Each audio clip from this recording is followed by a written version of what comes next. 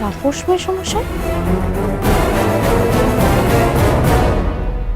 আপনার আর বিদ্যুতের মধ্যে এখন আর কোনো পার্থক্য নেই,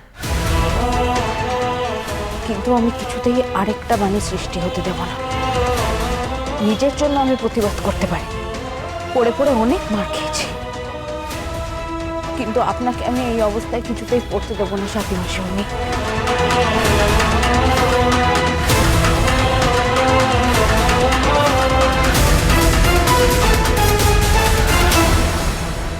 বানি, তুমি তো আর উপরে আমাদের বাড়িতে আসোই না, তা আজকে কি পথ ভুলে নাকি? না না, এভাবে বলবেন না। আসলে ওই সারাদিন ভাতের হোটেল নিয়ে আমি এত ব্যস্ত থাকি না, তার মধ্যে সময় করে মাম্মামকে পড়াতে হয়, স্কুলে দেওয়া নেওয়া করতে হয়, একা হাতে সব কটা সামলাতে হয়, তো তাই আর সময় হয়ে ওঠে না। সত্যি বানি, তোমার স্বামীটা না একটা অমানুষ। তোমাকে একা হাতে সংসার, মেয়ে সব কিছু সামলাতে হচ্ছে। হ্যাঁ, সে তো সামলাতে হচ্ছে, কিন্তু যেসব স্বামীরা তাদের স্ত্রীকে দিনের পর দিন ঠকাচ্ছে, তারা তো কোনোভাবে ভালো মানুষ হতে পারে না। আচ্ছা, একজন স্বামী যদি তার স্ত্রীকে দিনের পর দিন ঠকিয়ে যায়, ভালোবাসার মিথ্যে অভিনয় করে, তাহলে তো সেটা ঠিক নয় না? একদম ঠিক নয়, খুব অন্যায় কাজ এটা। আচ্ছা, কারোর যদি ভরা সংসার থাকে, কিন্তু তা সত্ত্বেও প্রথম স্ত্রীকে কিছু না জানিয়ে গোপনে সে যদি আরেকটা বিয়ে করে, তাহলে তারও তো শাস্তি পাওয়া উচিত। শাস্তি মানে? কঠিন শাস্তি পাওয়া উচিত। বানি, তুমি তোমার স্বামীকে শাস্তি দেওয়ার কথা কিছু ভেবেছো? শুধু আমার স্বামী নয়, এরকম অনেকেই আছে যাদের জন্য দুটো সংসারই ভেসে যেতে চলেছে।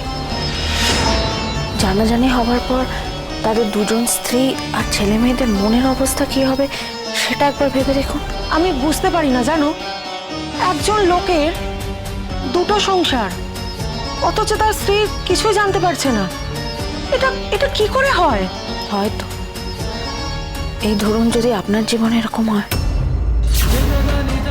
বালাই ষাট, এরকম কুকথা তুমি মুখেও এনো না। তুমি আর কোনো উদাহরণ পেলে না?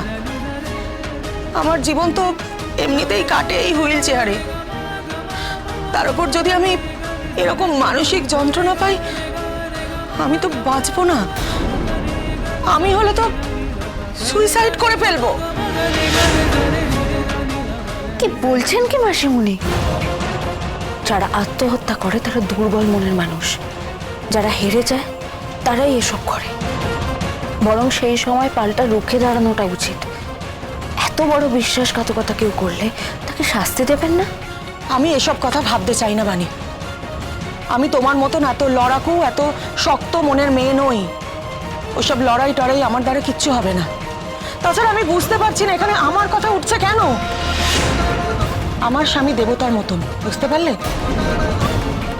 আমার স্বামী এই অসুস্থ স্ত্রীকে যেভাবে আগলে রাখে, যেভাবে ভালোবাসে, আমি তাতেই সুখী। আমার ভালো লাগছে না, আমি এসব কথা একদম শুনতে চাই না। আমি হলে তো সুইসাইড করে ফেলবো।